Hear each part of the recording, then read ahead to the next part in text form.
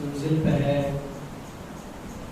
तो विरसा एक वो होता है जो मातमी विरसा कहलाता है, एक वो है जो रूहानी विरसा कहलाता है।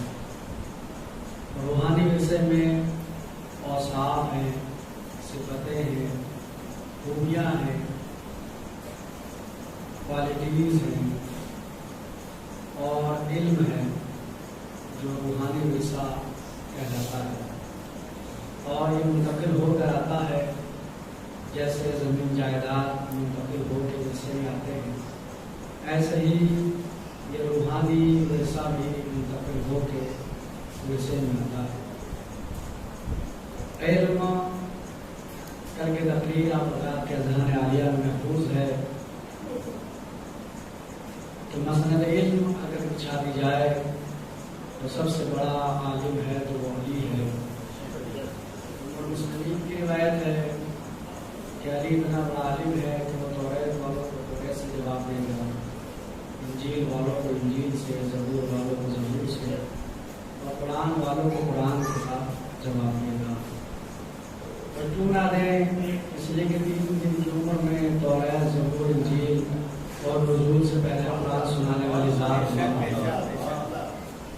3 दिन की उम्र में उसने तौरात भी, ज़बूर भी, इंजील भी, और फिर रसूल की तारीफ करना कि तौरात साहिब तौरात से बेहतर, इंजील साहिब इंजील से बेहतर, ज़बूर साहिब ज़बूर से बेहतर, और कुरान ऐसे जैसे मैं, कुरान ऐसे ही तिलावत की जैसे मैं तिलावत करता। इसका मतलब ये है कि रसूलुल्लाह अभी तो सुनाते नहीं थे, सुनाते किसे, किसी को आता ही नहीं आगे, अली ने आगे इसलिए सुना दिया कि रसूल को आता था। रसूल किसे सुनाते जब किसी को आता ही नहीं था। तो सबसे बड़ा अली आलिम है तो अली है। और याद रखिएगा, हमारी आँख से बहने वाला आंसू, इसमें भी एक इल्म है। ये ऐसे ही नहीं बह रहा कि बस तो किस्सा कहानी सुनी हमने और बस शुरू हो गया। ऐसे तो हम टेलीविजन में ड्रामे देख के भी लोग रोने लगते हैं, इमोशनल हो जाते हैं देख कर उनको। लेकिन ये जो हम क्रिया करते थे इल्म के बाद, इल्म आने के बाद, और अजीब एक इल्म है जिसका जिक्र कुरान मजीद ने किया। कल एक वो इल्म का जिक्र हमने किया था कि जिसमें बीवी का इल्म था, और ऐसी बीवी थी जिसे आकेला कहा गया, आकेला बीवी। और उन्होंने बताया कि हमें तो इल्म पहले अदा कर दिया गया। फिर इल्म का जिक्र कुरान मजीद ने किया, और वो भी अजीब इल्म है कि आए भाई इकट्ठा होके अपने बाप के पास भेजते हमारे साथ यूसुफ को। समझ गया आप अगर कुरान की तफसीर आप सुने हुए और यूसुफ नामा आप देखे हुए टीवी को, क्या कि उन्होंने कहा कि भेज दे, और वो सारे मामला में आपको नहीं सुनाऊंगा कि वो क्या क्या सारे मामला हुए हैं, क्या पलट के दिया आपको जवाब दिया, बेटो नहीं जाता, फिर आप चले गए। फिर क्या हुआ, हज़रत यूसुफ को डाल दिया कुएं में, बोलते रह गए मेरे साथ में। मैंने अर्ज किया मौका उठा दिखा दूँ, आप जरा सा मेरा साथ देते रहिएगा, मुझे देते रहिएगा सुना। और उड़ते को भेड़िए के ऊपर में रंगीन करके उनमें बेजमीन कैसे भी, कुरान ने कहा छूटा हूँ, उनको कहा छूटा हूँ, कुरान के बेजमीन कैसे भी छूटा हूँ लगा के लिया। और लाने के बाद क्या कहा, आए बेचारे बोलते पीटते, अच्छा क्या हुआ हजरत याकूब ने कहा कि वो उसको भेड़िया कर। अच्छा तो ये कुर्ता हम लाए हैं, अब जैसे अदालत में वकील दलील कायम करता है, इसी तरह हजरत याकूब ने हयात यूसुफ पर दलील कायम की। और उन्होंने बताया हजरत याकूब ने कि तुम झूठ बोल रहे हो। और पहला जुमला जो कुरान एक दलील में आयत से दूंगा, एक रिवायत से दूंगा। आयत में कुरान मजीद में मौजूद है कि जब भाइयों ने आके कहा कि यूसुफ को भेड़िया खा गया और ये कुर्ता उसका हम लेकर आए हैं, तो पलट के कहा कि अजीब भेड़िया था कि जो यूसुफ को खा गया और कुर्ते को कोई नुकसान नहीं पहुंचाया। बात समझ में आती रहेगा, समझा गलत तो नहीं पढ़ रहा हूँ, गलत तो तो नहीं कह रहा मैं यही है, कुरान में उठा के देखेगा हज़रत यूसुफ सूरह यूसुफ में कहा कि अजीब भेड़िया था।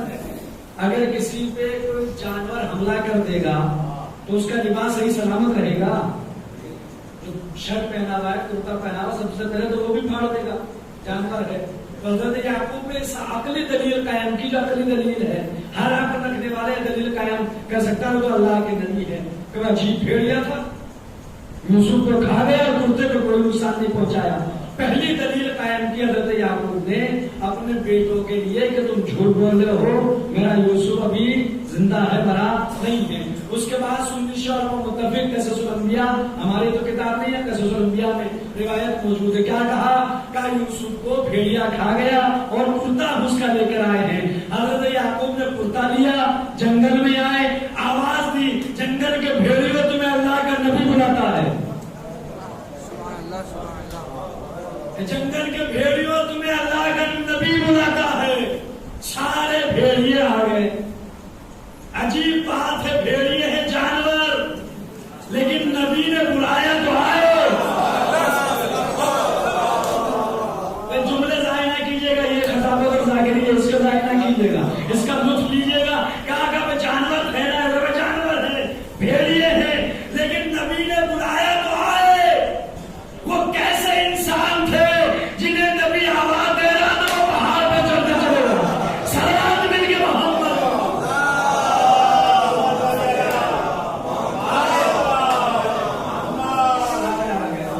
भेड़िए का सरदार आगे बढ़ा, उसने फसीह अरबी में सलाम किया, अस्सलाम वालेकुम या नबी अल्लाह, अल्लाह के नबी आपका सलाम हो। हज़रत याकूब ने सलाम का जवाब दिया। उसके बाद हज़रत याकूब ने सवाल किया, काहे जंगल के भेड़ियों, क्या तुमने मेरे बेटे को खाया? एक दलील ये कायम की, अजीब भेड़िया था, यूसुफ को तो खा गया और कुत्ते को कोई नुकसान नहीं पहुंचाया। हज़रत याकूब रोए, कितना रोए, गाल के सफेद हो गई। ऐसे ही नहीं रोए, एकदम से नहीं रोए, पहले दलील कायम की कि यूसुफ जिंदा है, तुम झूठ बोल रहे हो। पहली अगली दलील कायम की कि अजीब भेड़िया था, यूसुफ को खा गया, कुत्ते को कोई नुकसान नहीं पहुंचाया। फिर जंगल में आ गए, तमाम भेड़ियों को आवाज दी, जानवर आ गए, जानवरों का सरदार आगे बढ़ा, भेड़ियों का सरदार आगे बढ़ा, उसने सलाम किया, याकूब ने जवाब दिया। उसके बाद वो सवाल किया, ऐ जंगल के भेड़ियों, क्या तुमने मेरे बेटे यूसुफ को खाया? खुदा की कसम जवाब सुनिएगा, अब देखिएगा कि जानवर बेहतर है या वो इंसान बेहतर थे जो इनके मुकाबले में आए थे। भेड़ियों के सरदार ने आगे बढ़ के कहा, अल्लाह के नबी, अल्लाह ने हम पर नबी और औलाद नबी का खून और गोश्त हराम करा दिया।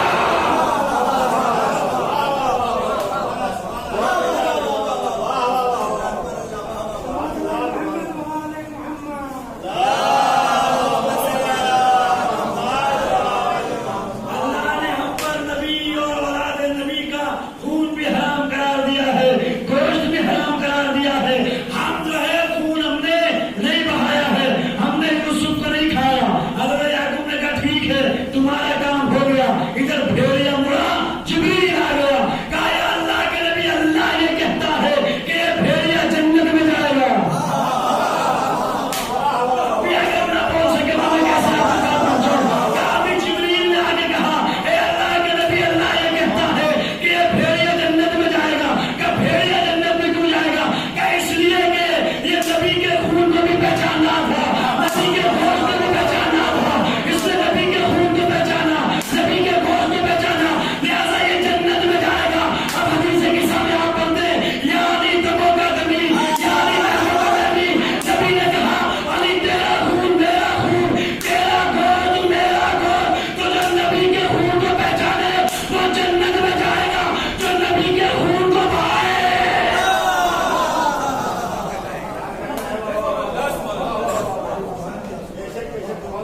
उसने किया क्या करेंगे? उसने इतना कहा कि हम पे अल्लाह ने हराम करा दिया, हमने नहीं खाया, कहा ये जन्नत में जाएगा। इसलिए ये पहचान रहा है नबी के खून, ये पहचान रहा है नबी के गोश्त को। और किसी के सामने आप पढ़ते हैं या अली दमोका दमोका, यानी तेरा खून मेरा खून। नबी ने ये नहीं कहा कि मेरा खून तेरा खून, नहीं, मैं अभी समझाने का बड़ा फर्क है, अभी से किस्सा पढ़ते बड़ा फर्क है। एक बात नबी ये कहते हैं अली मेरा खून तुम्हारा खून, अलग बात है। लेकिन नबी ने क्या कहा, अली तेरा खून मेरा खून। अब मुझे बताओ कि अली की रगों में किसका लहू?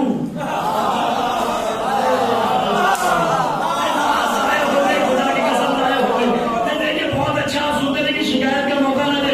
किसके आपकी रगों में किसका लहू है? क्या मौलवी साहब अजीब बात करते हैं, हमारी रगों में तो हमारे बाप का लहू है। हर बेटे की रग में उसके बाप का लहू होता है। मैं अगर सबसे पूछा आपके रगों में किसका लहू, ये कहेंगे बाप का है। अगर बाप का ना होता तो यहाँ ना आते।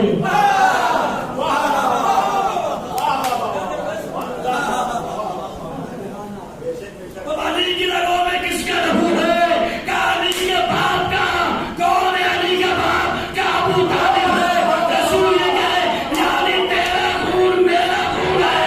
अब आगे रसूल किसी नजीस खून को अपना खून कभी नहीं कह सकता।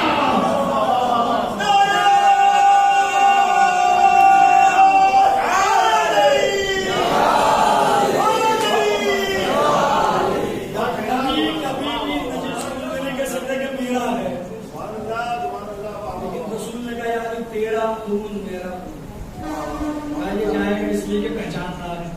दलील कायम कर ली, दोनों दलीलें मिल गई, एक रिवायत से एक आयत से कि यूसुफ जिंदा है। ठीक, अब आए और रोए। कहा मजमऊत तराए, कहां पे रोए? चौराहे पे। मजमऊत तराए यानी जहां पे चौराहा था, चारों तरफ जहां रास्ते, वहां बैठ के और जितनी तरह के मातम थे उन्होंने किए, ये वाला भी, ये वाला भी, ये भी और सर का। रिवायत की जिम्मेदारी है। कहां पर?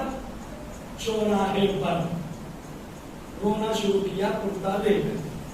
फिर कुरान ने कहा जो कुर्ते में खून था बेदबिन का दबिन होता झूठा खून, लेकिन याकूब उसी को आंख से लगा के रोए। लेकिन मैं कुछ कहने की कोशिश कर रहा हूं, मैं आपको समझा दूंगा, लेकिन उसी को क्या समझा के ये यूसुफ का है, उसको आंखों से लगा के रोए। अब हम पे एतराज करने वालों के गन खरीद के लाते हो, अब हम पे लगा के आंखों से लगा के क्यों रोते हो? अगर याकूब ना रोए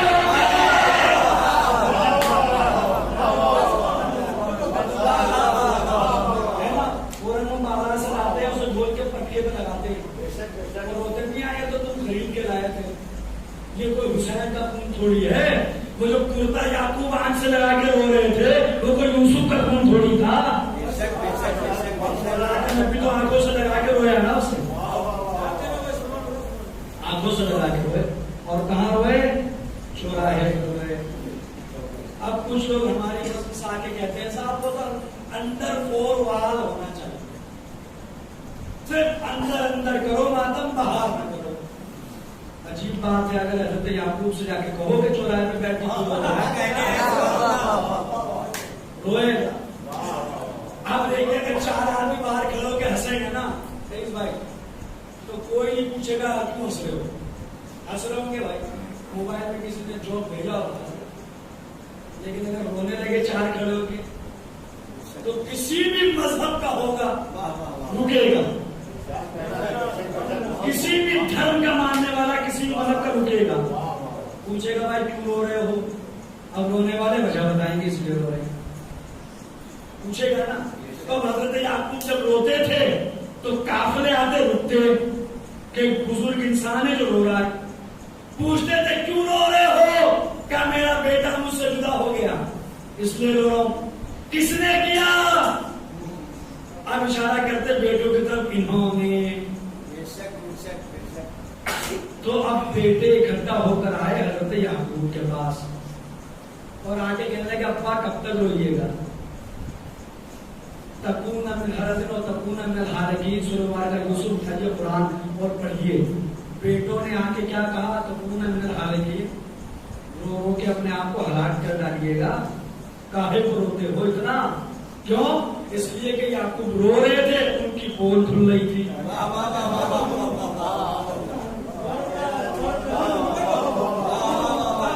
तो समझे याकूब रो रहे थे, लोग पूछ रहे क्यों? कहा बेटे को किसने जुदा किया?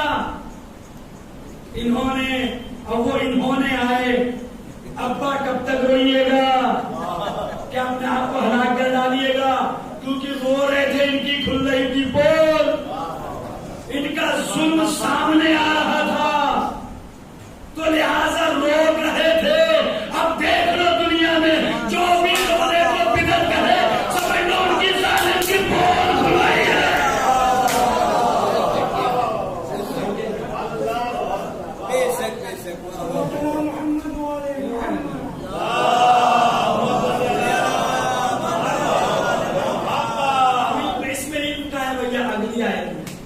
कहा तकूना मेरा हालांकि ना अगला जुमला खुदा की कसम काश में समझा सकूं, कुरान की आयत। जब बेटों ने आगे कहा ना आप मुझसे काहे को रो रहे हो, क्या हलाक करोगे अपने आप को, रोगे?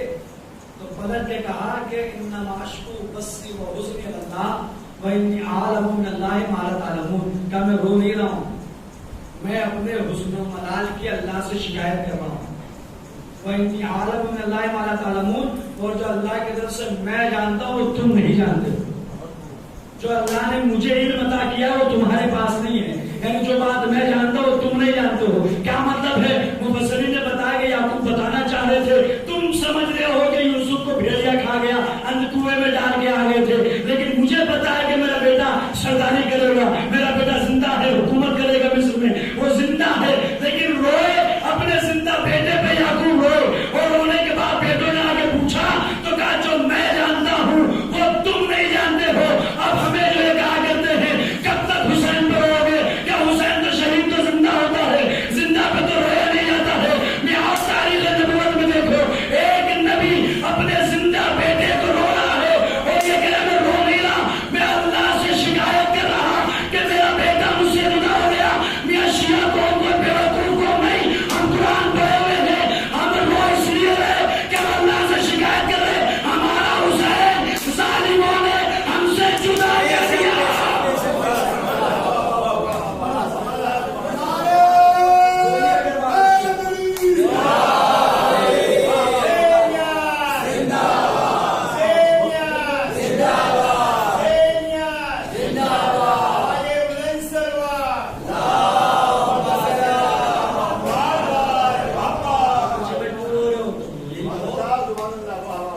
इसलिए रो रहे थे, हमारा मोहब्बत करते थे हम, तो रोना भी है इल्म आने के बाद।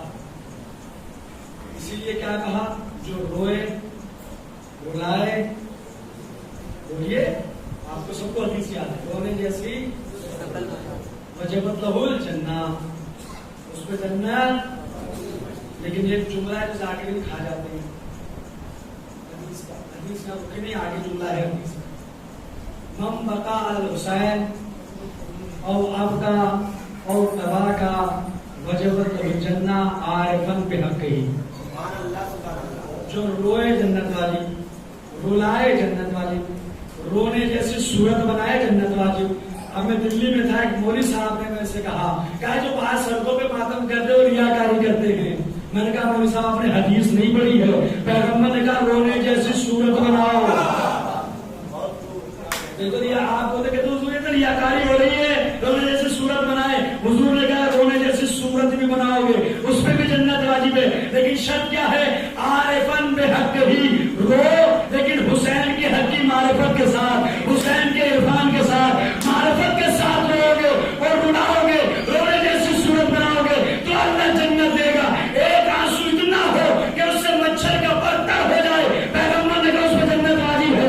लेकिन आरिफन बेहक ही हक की मारिफत हो, जुमला जाहिर है कि मेरे उस्ताद का जुमला, मोहम्मद शाकिर साहब जुमला का जुमला, जब उनसे मैंने पूछा था हुजूर हक की मारिफत क्या है, उन्होंने कहा हक की मारिफत ये तो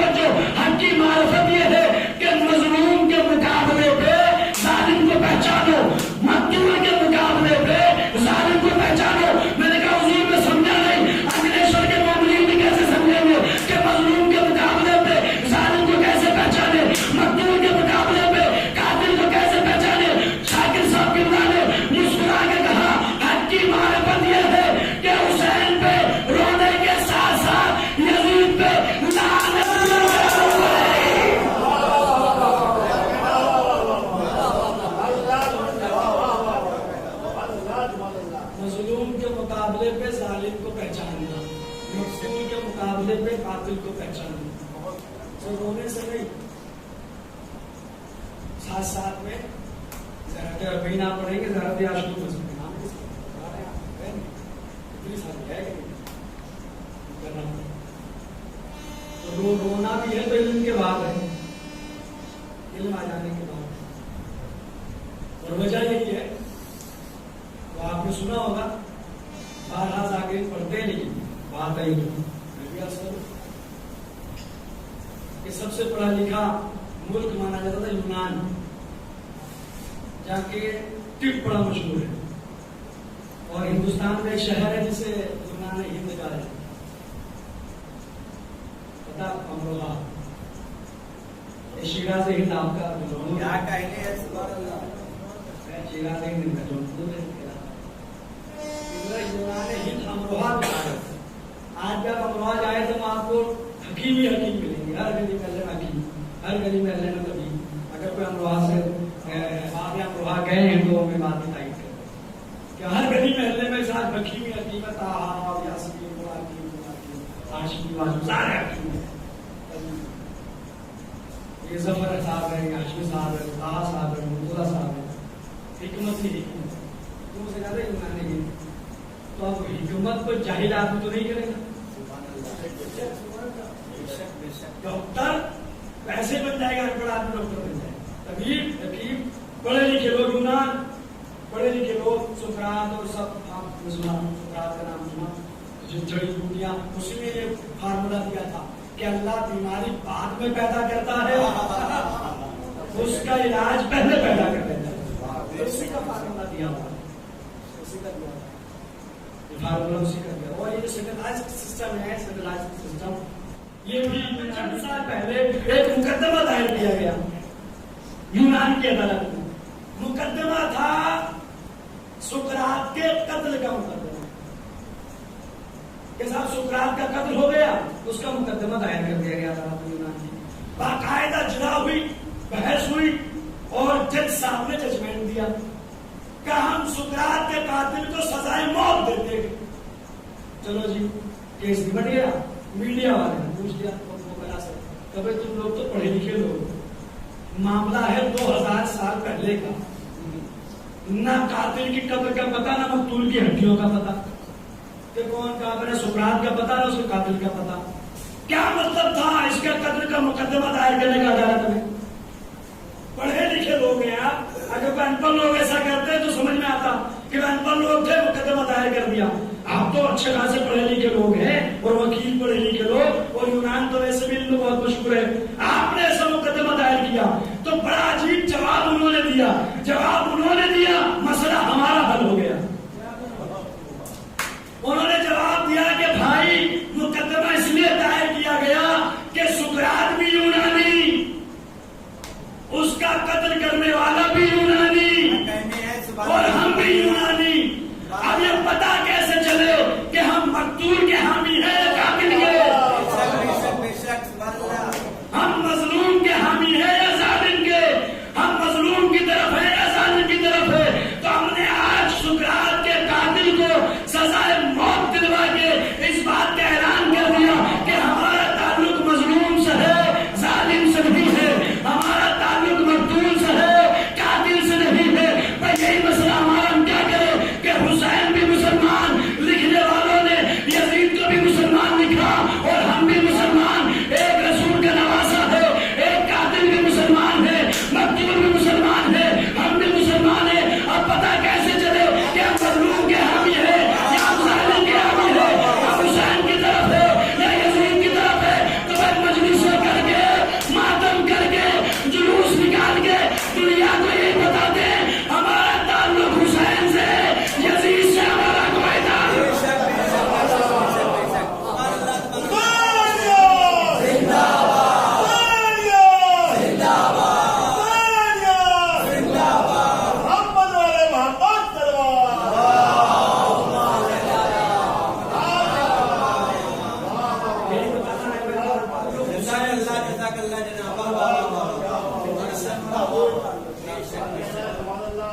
मजलूम के हामी है, जालिम के हामी नहीं। तो रोना भी है तो इल्म के बाद, मारिफत के बाद फिर मारिफत से एक जो आंसू निकलेगा वो लेके जाएगा इल्म के बाद। और इल्म तो इससे अच्छा जुमला क्या को, हम तो बाबुल इल्म के मानने वाले हैं। किसी के पास इल्म का दरवाजा हो ना हो, हमारे पास तो है। और ऐसा इल्म का दरवाजा के आलाकुमुल अली, उमर मुस्लिमीन ने कहा तुम्हें सबसे बड़ा आलिम है तो अली है। और इतना बड़ा आलिम है कि जमीन से लेके आसमान तक सारे रास्तों को जानते। आगे एक सलमान, कौन? सलमान। या अली, जब से रसूल दुनिया से एक दिल बड़ा मरूर रहता है तो फिर कुछ एजाज दिखाते, कुछ मौजूदा दिखाते। अली ने कहा कि तुम मौजूदा देखना चाहते हो? अंबर को बुलाया, अंबर फुला मकाम पे दो खच्चर खड़े हुए लेकर आओ। कंबर ने कहा तो कुछ नहीं, लेकिन बाद का जो जुमला रिवायत का है, कंबर ने कहा कि जब अली ने कहा कि फुला मकाम पे दो खच्चर खड़े हैं, खच्चर समझते हैं, खच्चर लाओ, तो कहा हाँ तो खच्चर तो था ही, मौला का हुक्म था।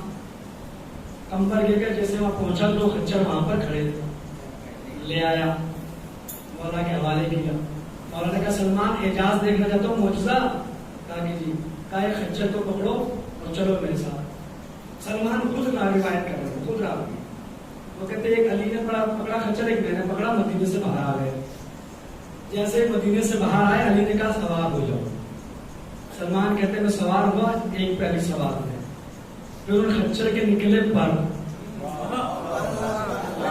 और अली ने इशारा किया तो उसने परवाज करना शुरू की। और कहते जितनी दुनिया थी सब पे अली ने मेरे साथ मुझे चक्कर लगवाए। और जमीन के अंदर कौन से नबी हैं? हजरत, कल जिक्र हुआ था, भूल जाते जल्दी। अच्छा मजमा बहुत जल्दी भूलता है, बहुत अच्छी बात है। जाकिरीन कहते हैं बहुत अच्छी बात है। हजरत खिद्र जमीन पे है ना, हजरत खिद्र 4 नबी जिंदा है, 2 जमीन पे है, एक आसमान पे है और एक जन्नत में गए तो ले गए थे। ऐसा ही तफसीलात आपको मालूम है। हजरत खिद्र और हजरत इलियास जमीन के ऊपर मौजूद है, हजरत ईसा चारों पे है, एक नबी जन्नत में गया वही रह गया। अभी उसका जिक्र करते क्या मामला पेश आया उनके साथ, लेकिन ये 2 नबी दुनिया पे है, जमीन के ऊपर है। कहा अगर मुझे लेके गए अली साथ में, खिद्र से मुलाकात करवाई, हजरत इलियास से मुलाकात करवाई, उसके बाद जमीन के चक्कर लगा चुके। अब एक बार अली ने उसको इशारा किया तो वो आसमान की तरफ मुड़ा। जैसे पहले आसमान पे पहुंचे, वहां के फरिश्तों ने बरबर के हमारा इस्तेमाल किया, अली के हाथों को छूने लगे। और एक बार उसके बाद दूसरे आसमान पे पहुंचे, फिर तीसरे आसमान पे पहुंचे।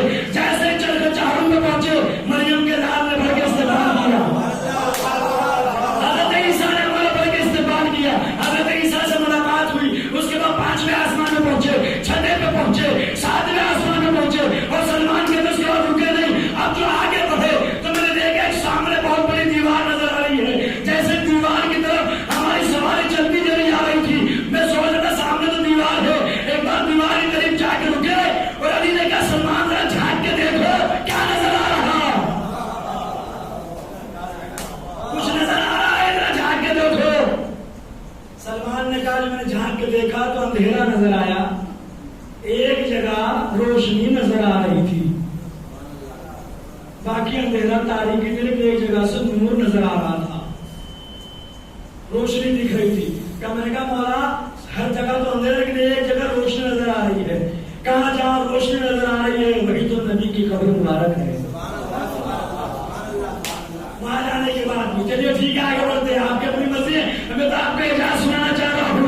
बताया सलमान ने कहा एक बार तरफ दीवार की तरफ पढ़े, दीवार एक दरीचा खुला, अब जो अंदर गए तो आंखें खीरा हो गई।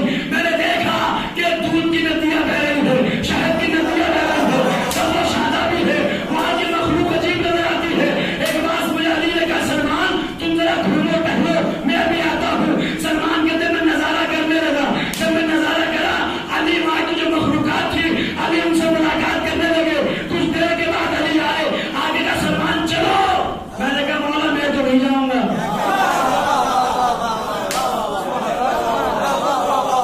बड़ा दिल लगा है यहाँ मैं तो, क्योंकि सलमान जानते थे कि एक नबी जन्नत में गए, वहां का माहौल इतना अच्छा लगा कि परवरदिगार बस मैं तो अब वापस नहीं जाऊंगा। अल्लाह ने ठीक है रहो जन्नत में।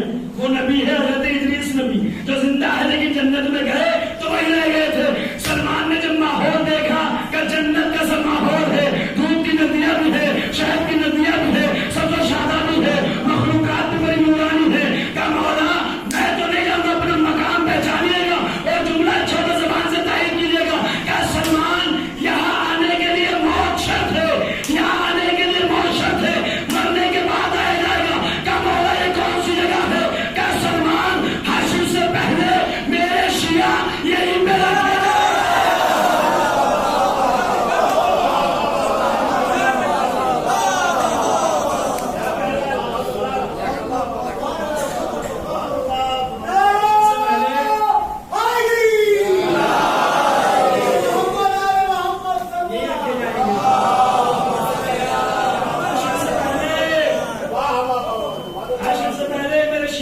पे तो रखे जाएंगे।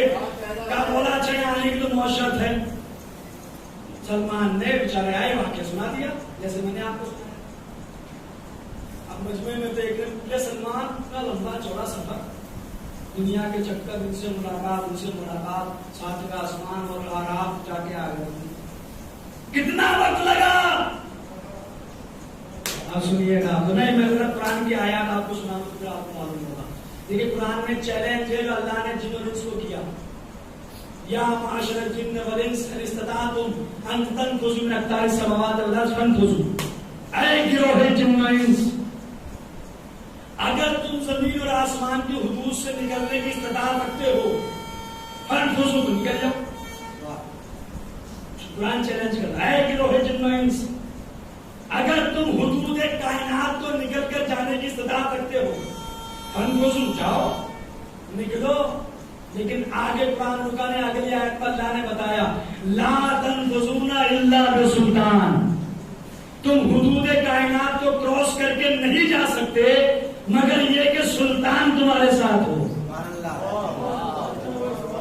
अब ये सुल्तान कौन है अगर आप समझ जाते तो सब बोलते जबान से, लेकिन मैं आपको समझा नहीं पाया। क्या कहा अल्लाह ने, ऐ गिरोह जिन्न और इंस, अगर तुम अक़तारे समावात वल अर्ज़, अक़तार कदर से बना, कदर के माने दायरे के होते हैं, जमीन और आसमान के दायरों को पार करके जाने की इस्तिताअत रखते हो तो चले जाओ। तुम नहीं जा सकते मगर ये कि सुल्तान तुम्हारे साथ हो। परवरदिगार तुम्हें तो नहीं पता चला कि सुल्तान कौन है। कहो फिर दूसरी आयत पढ़ के देख लो कि हमने फिरौन के दरबार में हारून को भेजा, मूसा को, मूसा ने कहा मेरे साथ किसी और को भेज, हारून गया, कब हम दोनों के साथ किसी और को भेज, कब फिर फिरौन के साथ, मूसा और हारून के साथ हमने सुल्तान मुबीन को भेजा, हमने ताकत को भेजा। परवरदिगार अब भी बात नहीं खुली तो पैगंबर ने दस्ते दुआ बंद कर दिए कि परवरदिगार अपनी बारगाह से सुल्तान नसीरत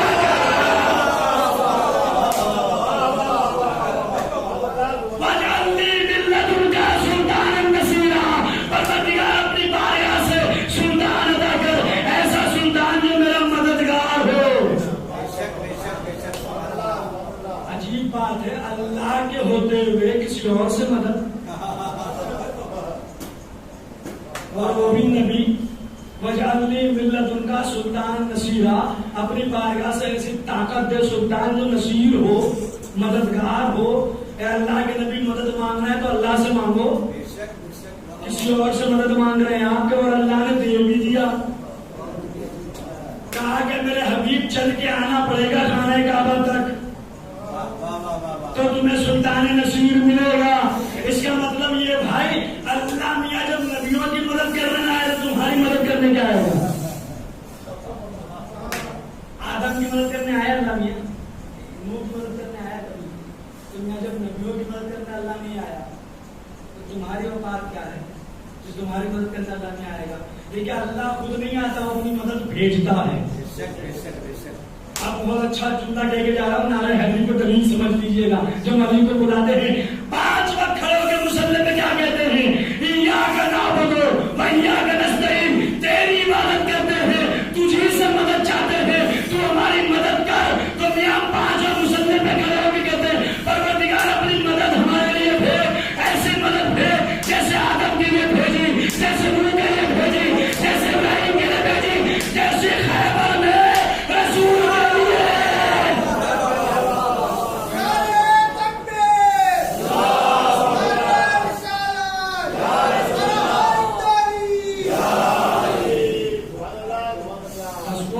भेजता है।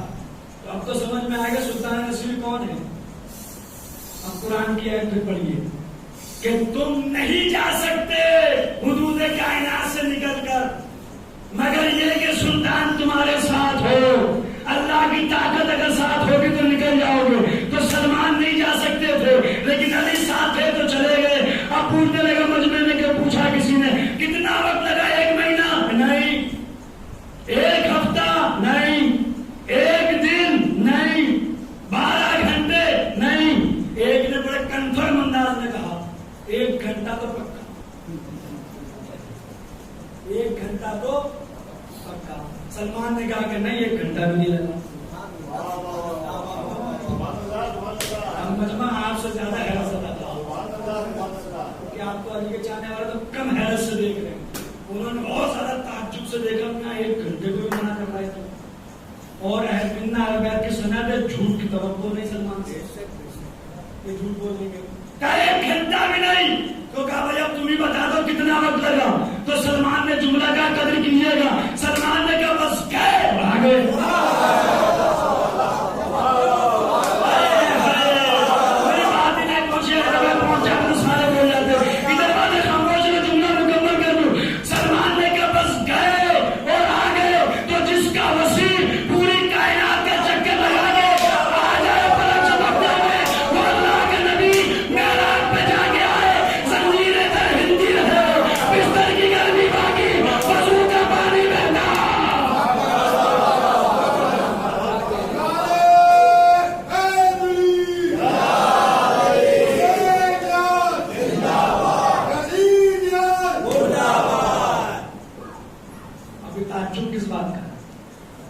वसी जाके आ सकता है तो नबी जाके नहीं आ सकता, लेकिन लोग ऐसे ही मान नहीं लाते, ऐसे थोड़ी ना मान जाते, बड़े जतन करने पड़ते हैं अहले के फजाइल मानने के लिए। और एक बड़ा अजीब जतन किया कि अली मस्जिद कुफा में खुतबा दे रहे और खुतबे में अली ने मेराज बयान की, मेरा भाई मेराज की शब सिदरतुल मुंतहा की बुलंदियों पे गए और आ गए। इतना वक्त लगा कि जंजीरें इधर हिल रही थी, वुजू का पानी, बिस्तर की गर्मी बाकी थी। एक ने खड़े होकर मजमे में से कहा या अली मेरे तो समझ में नहीं आती बात, ये कैसे मुमकिन है। निकल गया मस्जिद से बाहर। अब आप समझ गए, चूंकि बात तो बारात में सुना। पहुंचा घर, बीवी मछली छील रही थी, मछली आगे। बहुत कम ऐसे जिदार लोग होते हैं जो बीवी के सामने बोल पाते, मैंने जैसे सुप्रीम कोर्ट का ऑर्डर हो आगे जी पानी लाओ, अब किसी मजार है भाई जो नहीं कर बेचारा ने मटका उठाया, बाल्टी जो भी करता था चले। दरिया के किनारे पहुंचे, बर्तन लगा, सोचा गर्मी हो रही नहा ले। अब जो डुबकी लगाई तो निकला नहीं, बोलिएगा अगर बात अच्छी लग रही है तो। अब वो निकला नहीं, निकली। अब अपने आप को जो देखा, अब घर किस मुंह से जाए, क्योंकि जैसी है वैसी घर में बैठी हुई है। तो निकल गया जंगल की तरफ। एक ने देखा, शादी का ऑफर किया, अब एक्सेप्ट करने की सिवा रास्ता कोई नहीं। औरत की जिंदगी बगैर मर्द के थोड़ी ना गुजरी, एक्सेप्ट कर लिया। 5 बच्चे हो गए। कितने हैं? कितने? 5। एक दिन फिर आ गई वहीं पे बर्तन लेकर उसी दरिया पे। अब कहा कि चलो नहा लें, बर्तन लगा तो डुबकी लगाई तो निकली नहीं। जो मेमोरी फॉरवर्ड हो गई थी, रिव्यू हो गई थी, वो दोबारा डाउनलोड हुई और सारी याददाश्त फिर से आई। फटका भरा, घर भर के घर पहुंचा, देखा बीवी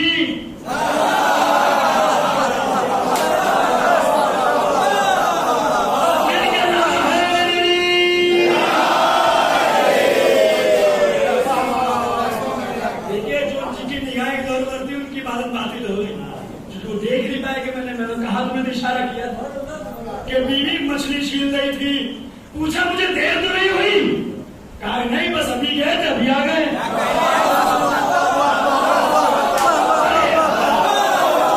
ऐसा समझा मुझे देर तो नहीं हुई? कहा नहीं, क्या बात है, अभी तो गए, आ गए। अच्छा, अब पहुंचा मस्जिद में, देखा कि अली खुतबा दे रहे।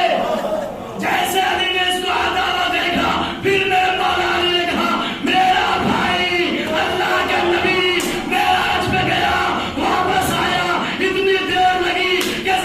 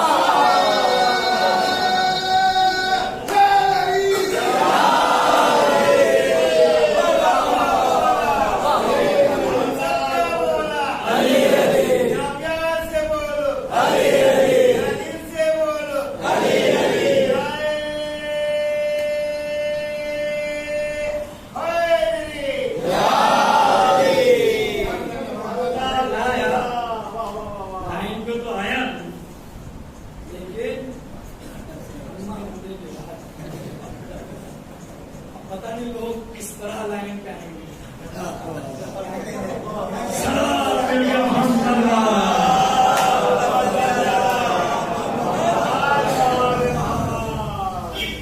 सलमान ने बोला दिखा दीजिए, दिखा दिया, जाके आ गए, जाके आए। और ये तो अच्छी बात है, तो अब वो चुप ना कीजिएगा कि इस बात को। इमाम हसन ने भी ऐसा किया कि नहीं किया? सारी बात आपको सुनी कि इमाम हसन मानते हैं, सुनाया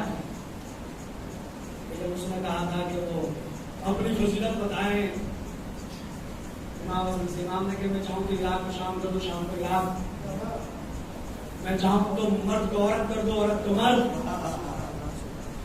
तो ये कहने खड़े होगा किसकी मजाल अल्लाह के अलावा। महाते इमाम ने सिर्फ निगाह उठा के इतना ही कहा कि तुझे औरतों के मर्दों के मजमे में आए शर्म नहीं आ रही है?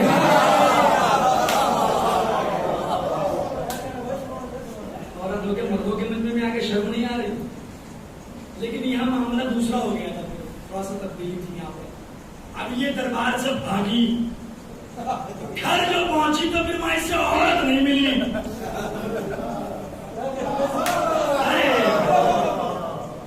यहाँ पे तो क्योंकि समझाना होता, वहां मामला दूसरा था, तो वहां पे उसकी जिन्स बदली तो घर पे उसकी भी जिन्स बदली। ये औरत बन गई और जो औरत थी वो कुदरत चाहे कि अल्लाह ने कुदरत से नवाजा। सखरकुम शम्स वल कमर, शम्स और सूरज तुम्हारे लिए मुसख्खर है, पूरी कायनात अल्लाह ने इनके लिए मुसख्खर की है। ये चाहे जो करे, वमा तशाऊना इल्ला इंशाअल्लाह। कुरान के हैरान नहीं, कुरान की आयत है कि तुम कुछ नहीं चाहते, सिर्फ वही चाहते जो अल्लाह चाहता। यानी इनकी मर्जी अल्लाह की मर्जी, अल्लाह की मर्जी इनकी। ये रोना भी है फिल्म के आने के बाद रोना। और हदीस ये है कि अगर मच्छर का पर तर हो जाए, मच्छर का पर कितना सा, इतना आंसू निकल गया, जन्नत वाली सस्ती हो गई जन्नत।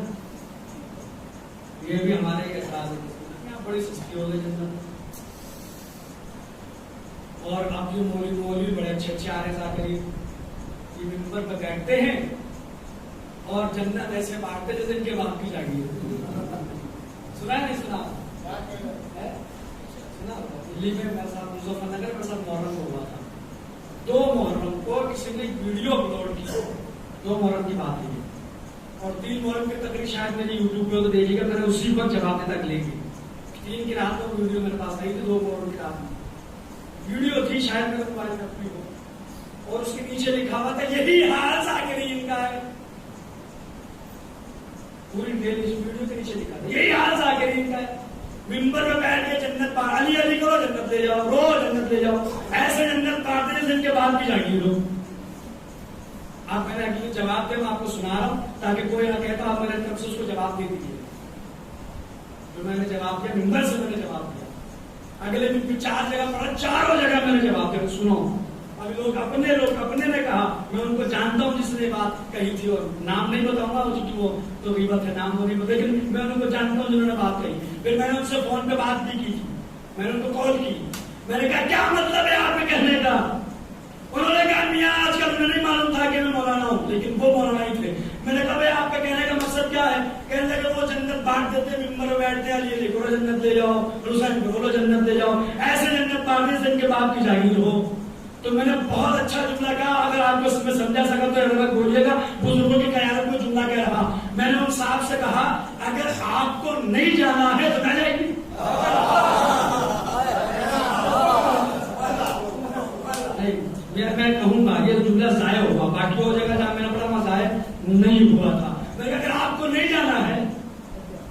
लेकिन जो जा रहे हैं बेचारे उन्हें काहे को रोक रहे हो? कहते हैं कि तुम कौन? तो मैंने कहा मैं गदना सजा के हूँ मौला का। ओहो, तुम भी उन्हीं में से हो।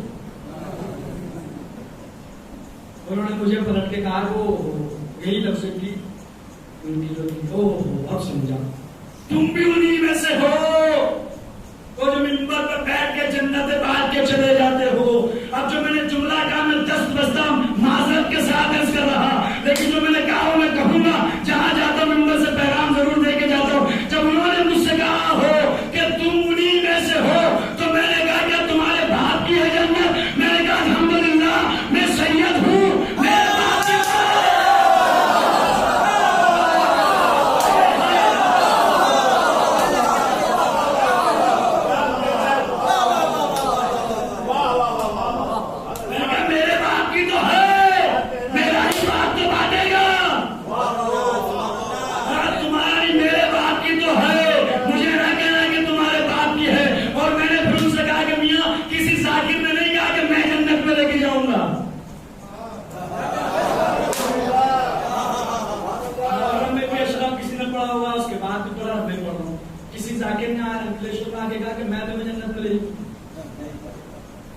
ने कहा मेरे भाई जब टेक लगा के बैठे तो कहा, देखो बुजुर्ग टेक लगा के बैठते तो समझ में आता है, नौजवान बैठते मामला में उनके साथ। लेकिन आप मेरी बात का जवाब दीजिएगा, कहा किसी मौलवी साहब ने कि मैं ले जाऊंगा? नहीं कहा। तो फिर मौलवियों से क्यों लड़ते हो कि मैं तुम्हारे बाप की? फिर मैंने एक मिसाल उनको दी, मैंने कहा सुनिए। उन्होंने तो फोन काट दिया था, लेकिन फिर मैंने मिसाल दी, मैंने उनको मैसेज कर दिया था। मैंने कहा सुनिए, एक साहब थे बीमार हो गए, ठीक बीमार हो गए, औलाद थी लायक, आपको डॉक्टर के पास ले गए। डॉक्टर ने कहा कि भाई बड़े डॉक्टर के पास ले जाओ। मान लिया अखिलेश सूरत ले गए, सूरत से अहमदाबाद ले गए, वेदांता ले गए, गुड़गांव में भी आई जिसका इलाज नहीं होता है। आगा इस की मैया आए थे गुड़गांव में, और उनके मामला अलग है, सारी डिटेल पूछोगे तो बता दूंगा उनके साथ क्या क्या होता है, क्योंकि मैं दिल्ली में वही आए थे, वही वहां ले गए। डॉक्टर ने चेकअप करने के बाद कहा कि अब्बा को ले जाओ उनकी खिदमत। यही कहता है ना डॉक्टर, जिसे हम कहते हैं कि जवाब देना, कि डॉक्टर ने जवाब दे दिया, बड़े डॉक्टर ने कि भाई इनका इलाज नहीं है, ले जाओ। अब जरा घर जाए, खिदमत हो रही। अब एक गिरोह आता है अतिब्बा का, जिनकी तादाद है 14। अंकलेश्वर के मोमनी, मैं बता आपको समझा नहीं पाता। उन्होंने आके मरीज का चेकअप किया। चेकअप करने के बाद कहा कि हम एक नुस्खा लिख के दे रहे, ले लो ठीक हो जाओगे। अब बताइए मरीज नाराज होगा या खुश? मरीज नाराज होगा या खुश? खुश हो जाएगा। उन्होंने मना कर दिया, उसने डॉक्टर ने, उसने ये बहुत अच्छे हैं, इन्होंने कहा कि नुस्खा ले लो ठीक हो जाओगे। वो नुस्खा दे के चले गए। घर वाले लड़ रहे अब्बा से, तुम्हें मरना पड़ेगा। घर वाले लड़ रहे अब्बा से, तुम्हें मरना पड़ेगा। कि क्यों? कहा इतना बड़े डॉक्टरों ने मना कर दिया। ये कौन होते हैं तुम्हें कहने वाले कि तुम ठीक हो जाओगे? तो मरीज झुल्ला के यही तो कहेगा कि मैंने थोड़े कहा कि मैं ठीक हो जाऊंगा, उन्होंने कहा कि तुम ठीक हो जाओगे। लड़ना है तो उनसे जाके लड़ो। तुम यह किसी जाकिर ने नहीं कहा कि मैं जन्नत में लेके जाऊंगा, हुसैन की मां ने कहा।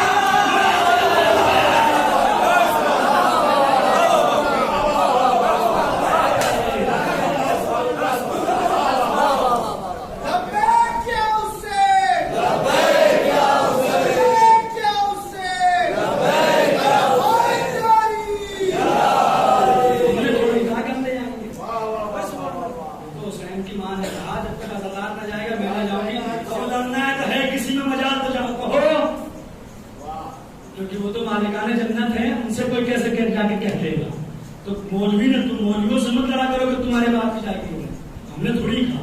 उन्होंने कहा कि हम लेके जाएंगे। अब अजीब बात है, देखिए दावा तो मुद्दई की हैसियत से दावे की हैसियत पता चलती है। जब कोई इंसान चैलेंज करे दावा, तो देखा जाए तो दावा करने वाला कौन है। अगर मैं अभी कहूँ कि मजलिस के बाद मैं सबको हवा में उड़ के दिखाऊंगा, क्यों? देखेंगे बापू का दिमाग हिल गया। क्या मैं उड़ने के लिए पर जाए पर उड़ जाऊं? अगर यही दावा जिब्राइल करे, अब भी हंसे क्या? तो इसलिए कि दावा पता चलेगा मुद्दई की हैसियत से। मेरे बस में नहीं है तो लोग हंस पड़े, लेकिन जिब्रील तोड़ सकते हैं, इसलिए कि उनके तो पर है, वो तोड़ सकते हैं। अच्छा बताओ, ये कोई हाथ से मोड़ देगा इसे? मजलिस के बाद एक को पकड़ के लाऊंगा, नहीं बोलेंगे। मैं कहूंगा जी इसे हाथ से मोड़ दो। लोहा हाथ से कोई मोड़ सकता है? चलिए इस कालीन को हवा में उड़ा देगा कोई? जो खामोश है वो उड़ा सकते हैं। वरना सब बताइए भाई, हाँ या ना? नहीं उड़ा सकते ना। दरिया में रास्ता बना सकता है कोई? चांद दो टुकड़े हो सकता है? सूरज कभी मगरिब से निकल सकता है? नहीं निकल सकता। लेकिन एक अली का चाहने वाला का, उसने कहा कि सब काम हो सकते हैं। भाई कैसे? कल लोहा हाथ से मुड़ सकता है अगर मोड़ने वाले दाऊद हो। इधर वाले को खामोश है, नहीं करना पड़ेगा। आपकी क़यादत में आपके पीछे वाले तो वैसे खामोश है। मैं आप ही को कहता हूँ, उसने कहा कि भाई लोहा हाथ से मुड़ सकता है अगर मोड़ने वाले दाऊद हो। कालीन हवा में उड़ सकता है अगर उड़ाने वाले सुलेमान हो। दरिया में रास्ता बन सकता है बनाने वाले मूसा हो। मुर्दा जिंदा हो सकता है जिलाने वाले ईसा हो। चांद दो टुकड़े हो सकता है करने वाले मोहम्मद मुस्तफा हो। सूरज मगरिब से निकल सकता है निकालने वाले अली मुर्तजा हो। अज़ादार जन्नत में जा सकता है ले जाने वाली फातिमा।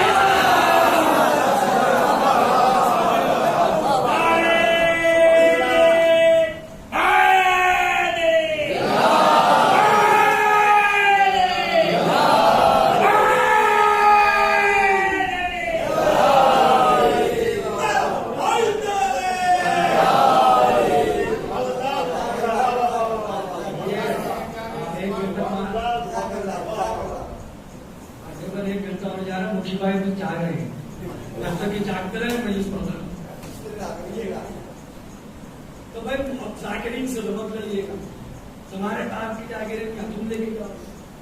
अब हदीस का समझना है किसी के बस की बात नहीं। हमारी औकात का अल्लामा हिल्ली को ना समझना।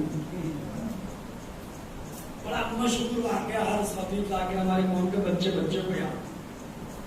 लेकिन हमारे उस्ताद मौलाना शम्सुल हसन आरफी कहा करते हैं, अहले बैत के फज़ाइल का कमाल यही है, जितना सुनते जाओगे ईमान ताजा होता चला जाएगा।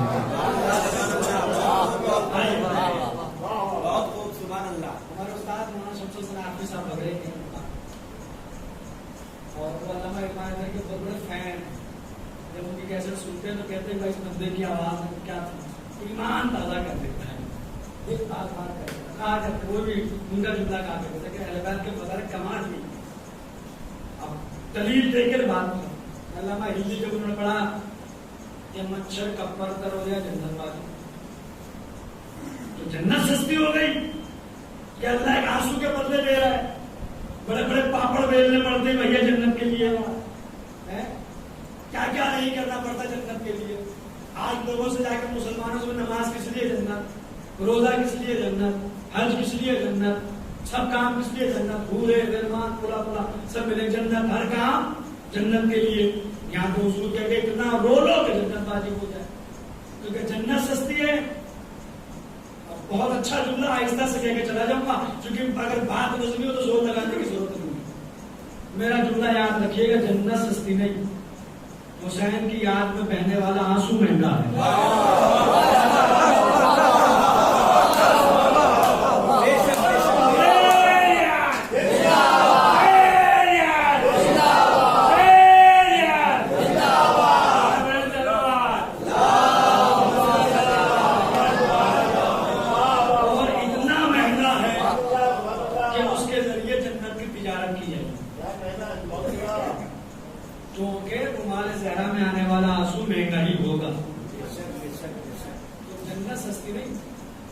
आंसू महंगा है तो इतना महंगा है कुछ। तो अल्लामा हिल्ली ने सोचा था किससे पूछे, तो उन्हीं से बोले, जिनका घर का मामला है, इमाम मौजूद है तो जो इमाम के मुलाकात के जो अमाल है उसमें से एक ज़ियारत है इमाम हुसैन की, तो मुसलसल 40 रोज तक इंसान ज़ियारत करे, लेकिन दिल में तड़प होना जरूरी है कि इमाम से मुलाकात, तो इंशाअल्लाह इमाम से मुलाकात और मुताबिक अमाल है इमाम से मुलाकात, उसमें ज़ियारत है इमाम हुसैन। तो मुसलसल 40 दिन अगर ज़ियारत करें इस नियत के साथ इमाम मिलेंगे तुमसे, अल्लाह माइली जाते 38 दिन गुजर गए, 39वां दिन उनका शब थी, शब जुमा, ज़ियारत करके दुआ मैल पढ़ के आ रहे और यही सोच आ रहे थे कि अगर नहीं आए तो राज रह जाएगा, पता ही नहीं चलेगा कि हदीस का राज क्या है, मच्छर का पत्थर वो अल्लाह जन्नत देते कि एक मरतबा एक घुड़सवार आया और अल्लामा हिल्ली के घोड़े के बराबर पर अपना घोड़ा लाया और कहा हिल्ली सलाम, पहचाने और वहां के मर्तबे क्या है, आलिम हो तो ऐसे हिल्ली सलाम सलाम का जवाब दिया। कहा कि हिल्ली कुछ परेशान नजर आ रहे, कहा कि हाँ परेशान, तुम बताओ। आप देखिए आलिम को क्या जवाब देगा, कहा मैं अपनी परेशानी बयान करके आपको परेशान क्यों करूं, अल्लाह यही जवाब। आने वाले सवाल ने कहा बताओ तो, अल्लाह तौफीक देने वाला है, हो सकता है मैं तुम्हारी परेशानी दूं। क्या परेशानी कुछ नहीं, हदीस है पैगंबर की जो मुस्तनद तरीन है, कामिल ज़ियारत में मौजूद है, जामिल अखबार में मौजूद है, हर किताबों में हमारे मौजूद है। कहा कौन सी, कहा पैगंबर ने फरमाया कि हुसैन की आंख में बहने वाला आंसू इतना हो कि मच्छर का पर्चा हो जाए जन्नत वाली। आने वाले सवाल ने कहा इब्लीस को परेशान होने वाले जवाब, क्या परेशान लोगों के जन्नत के लिए सारे काम हो रहे, अल्लाह एक आंसू के बदले कैसे देते। तो सवाल ने कहा इब्लीस को इस तरह से समझो कि एक बादशाह है, और सवाल समझा रहा है हमें, हदीस का राज समझा रहा है। एक बादशाह है,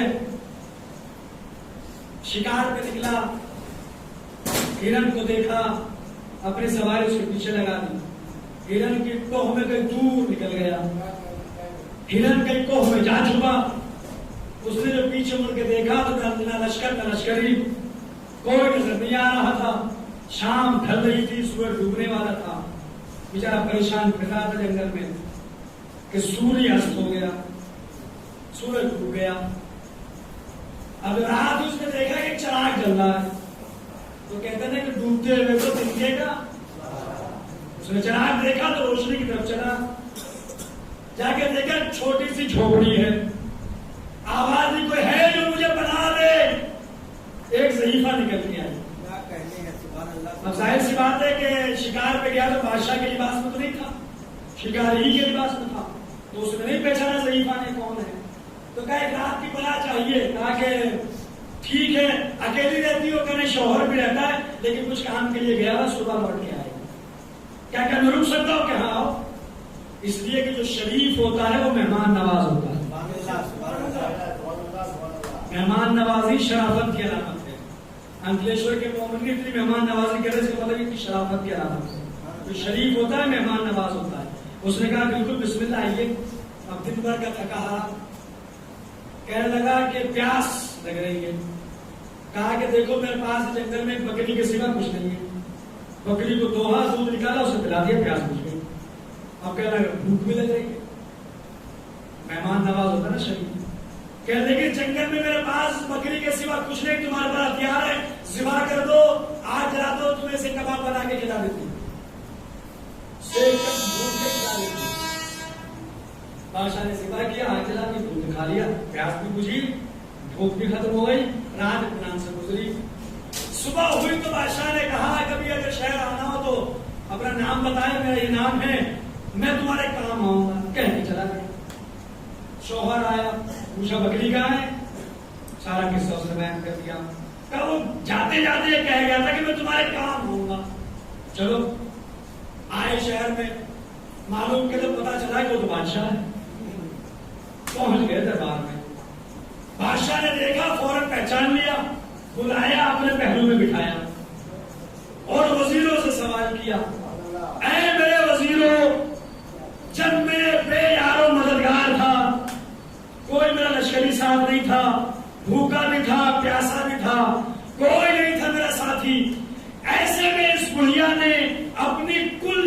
पूंजी जो एक बकरी की सूरत में थी मुझ पे कुर्बान कर दी।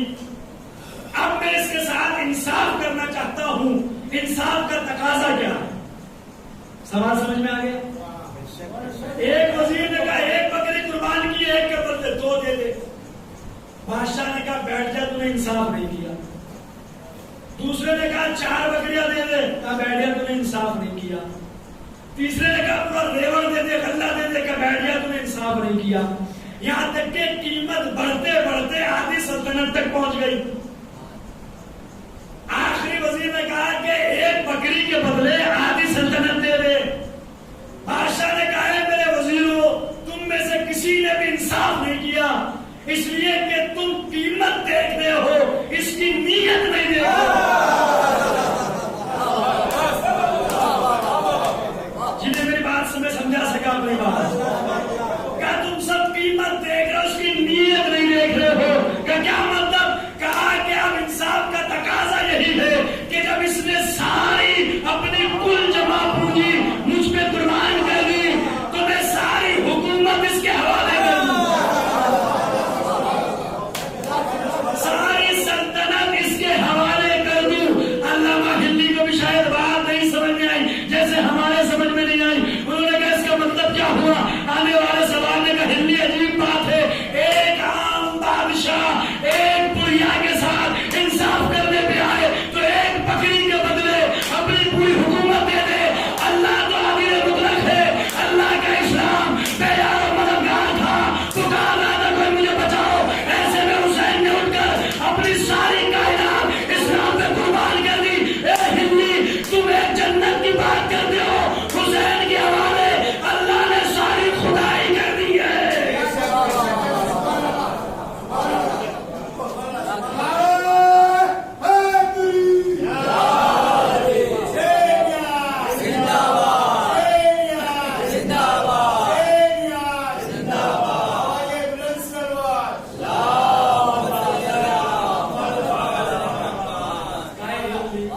तुम सिर्फ जन्नत की बात करते हो, अल्लाह ने सारी खुदाई हुसैन के हवाले कर दी। तो बेयार और मददगार था अल्लाह का दीन, हुसैन ने अपनी पूरी कायनात उठा दी। सवाल चला गया। अब अल्लाह मैंने समझे कि ये कौन था जो आगे इस्लाम करके चला। इमाम से मुलाकात की शर्त जब तक सामने होंगे इंसान पहचान नहीं सकता कि इमाम, जाने के बाद उसे पता चलेगा कौन था जो आगे इस्लाम करके चला। और अल्लामा हिल्ली की इस्लाह करना इसलिए जरूरी था कि अगर उनकी फिक्र गलत राह पे जाती तो पूरी शियत गलत राह पे जाती, इसलिए उनकी इस्लाह करना इमाम के लिए जरूरी था। इसलिए इमाम ने आकर उनकी इस्लाह और बताया कि सिर्फ एक जन्नत की बात कर रहे कि अल्लाह आंसू के बदले दे देगा, सारी खुदाई हुसैन। इसीलिए फरिश्ते आ रहे हैं करबला। हम तो सुनते हैं कि फरिश्ता रुकू में और रुकू में, सजदे में और सजदे में, लेकिन आ रहे हैं करबला, अंबिया आ रहे हैं करबला। क्योंकि आप 61 हिजरी से पहले जो शय अल्लाह की मुट्ठियों फरमा बरदार थी, अब वो सब हुसैन की मुट्ठियों फरमा है। इसलिए सब आए करबला, सारी कायनात को काफी मामलों से बेटा 18 साल का, 6 बराबर का भाई, अंसार, दोस्त, मेहमान, यहाँ तक के ज़ैनब की विदा। खबर आती है अल्लाह के लिए हुसैन है, ये मदद करने के लिए कोई कायनात जन्नत की क्या बात है, रिदा भी क्या कहने, इतने शरीफ घराने की बीवियां थी, सरों पे रिदा नहीं थी तो चेहरों बालों से छोड़े।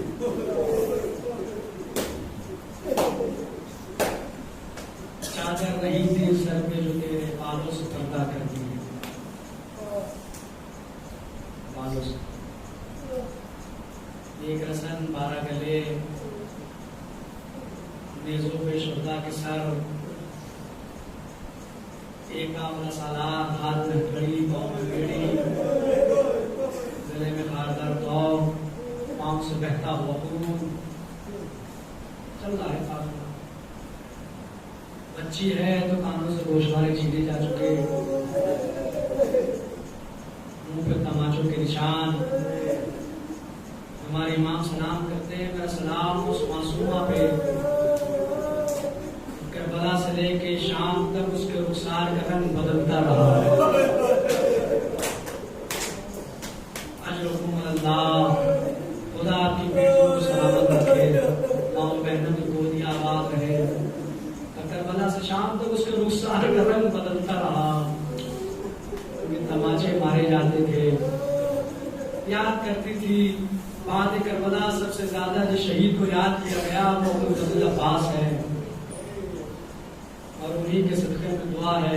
बाबुल हवाई है ना, एक हमारे मोमिन का ऑपरेशन होने वाला है, सबसे बेहतरीन मकाम यही दुआ का है कि परवरदिगार को शिफाए कामिल वाजिब अता करे, उनकी मुश्किलों को आसान करे।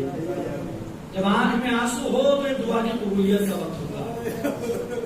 जब भी आंख से आंसू निकले हुसैन की याद में तो हाथ फैला के दुआएं कर दिया करो, इसलिए अल्लाह कभी दुआ रद्द नहीं करेगा। और अबुल फजल को सकीना का वास्ता दे के दुआ करोगे कभी रद्द नहीं होगी। बदलता रहा रंग, तमाचे मुंह पे लगते रहे। कूफा से शाम काफिला पहुंच गया। कल यहीं से मैंने अर्ज किया था, शाम पहुंचा और बेटी को बाप का सर मिला। बेटी ने बैन करना शुरू किए। अब एक बार जब सकीना से का मोहब्बत का इम्तिहान यजीद ले चुका, अब एक मर्तबा उसने पूछा कि ये बीवी कौन है कि जिसे तमाम बीवियों ने घेरा हुआ है, ये मस्तूर कौन है कि जिसके इर्द गिर्द सारी बीवियां मौजूद है। क्या तुझे नहीं मालूम ये अली की बेटी ज़ैनब है, ये अब्बास की बहन ज़ैनब है, ये हुसैन की बहन ज़ैनब है। अब जालिम ने गुस्ताखी की हद की। एक मर्तबा कहने लगा, अगर ये अली की बेटी है तो मैं अली की बेटी से कलाम करना चाहता हूँ। मैं अली की मैंने पढ़ लिया, आपने सुन लिया, लेकिन जरा तसव्वुर करके देखो, एक नजीस इंसान, एक शराबखोर ये कह रहा है कि मैं साहिब तत्हीर अली की बेटी से कलाम करना चाहता हूँ। इतना सुनना था। एक कनीज थी, इनके घराने की कनीज, वो आगे बढ़ी। यजीद तेरी क्या मजाल कि तू मेरे होते हुए अली की बेटी से कलाम करे। क्या ये कौन है? इनके घर की कनीज फिजा है, क्या इसे हटाओ। और एक जालिम ताजियाना लेके आगे बढ़ा। फिजा ने हाथ फैला दिए। क्या जब तक फिजा मौजूद है तो अली की बेटी से नहीं पहुंच सकता। एक मर्तबा रिवायत कहती है कि फिजा ने देखा कि यजीद के पास में हबशी गुलाम बैठे हैं। फिजा कहने लगी, ए हबशियों, तुम्हारी रहमत को क्या हो गया? तुम्हारे आगे रहने वाली एक तो ताजियाने मारे जा रहे हो, तुम बैठे देख रहे। उन्होंने तलवारें निकाल दी। ए यजीद, शुरू को रोक दे वरना खून की नदियां बह जाएंगी। यजीद ने देखा, शुरू को रोका। ज़ैनब देख रही थी, अरे कलेजा बदला, जमीन पे बैठी, नजम का रुख कर लिया।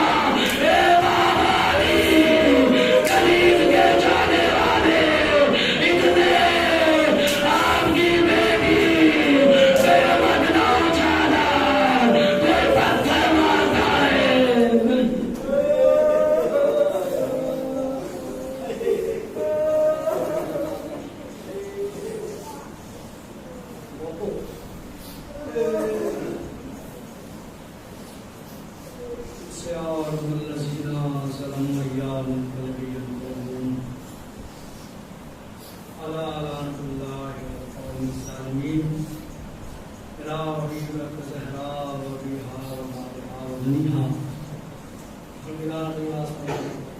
हमारी इस इबादत को अपनी बारगाह में कबूल और मंजूर है। यहाँ जाकर हज़रत हुसैन, हज़रत अली मसऊद की उनकी जान, माल, इज्जत, आबरू की जान,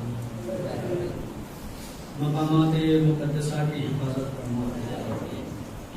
जुमला मुमीन, जुमला मुमनात को हज ज़ियारत से मुशर्रफ है। जो ज़ायरीन अरबईन के बरस से करबला में जैसा मौजूद मौजूद हैं, उन सब की जान, माल, इज्जत, आबरू की हिफाजत। कश्मीर की मोमिनीन की हिफाजत। परवरदिगार घर के बीमार करबला और हक के बीमार मदीना जो अली उन्हें सहते कामलो आजना फरमा। खुसूसन मोमिन भाई का कल ऑपरेशन है परवरदिगार उन्हें शिफा कामिल वाजिल फरमा। जो परेशान हाल है उनके परेशान को दूर फरमा। जो मकरूज उनका कर्ज खजाने गैब से अदा फरमा। आबो तुझे वास्ता मोहम्मद वाले मोहम्मद का हम सबको ज्यादा से ज्यादा नेक अमाल करने की तौफीक अता फरमा। हमारे नेक अमाल को अपनी बारगाह में कबूल फरमा। हमारी अज़दारी हमारे मजलिस मातम नज़र न्याज को अपनी बारगाह में कबूल फरमा। हमारे आंसुओं को हमारे ज़हरा में जगाए गए फरमा। जुमला मुमिनीन व जुमला मुनाज जो तेरी बारगाह में दस्तुआ है जो तेरे सामने हाथ फैलाए हैं इन सब के दिली हाजात को पूरा फरमा। सबसे अजीम दुआ यही है हमारे आखिरी इमाम हमें उनके मुखलिस आवाम अंसार मुस्लिम